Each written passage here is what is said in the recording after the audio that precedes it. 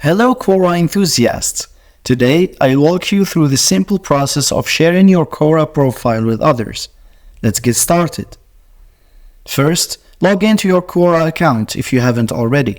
Then click on your profile picture or the profile icon at the top right corner of the page to access your profile.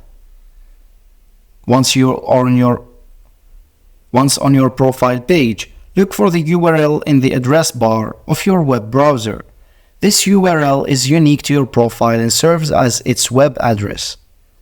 Highlight and copy the URL of your Quora profile.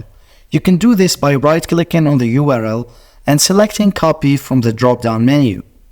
Next, decide how you want to share your profile. You can pass the URL into an email, message, or social media post, or simply share it verbally with someone. Now, paste the copied URL wherever you'd like to share your Quora profile. When others click on the URL, they'll be directed to your profile page, where they can learn more about you and your contributions on Quora. And there you have it, you've successfully learned how to share your Quora profile with others. Whether it's showcasing your expertise or connecting with like-minded individuals, sharing your Quora profile can be a great way to engage with the community. Happy sharing! And don't forget to subscribe.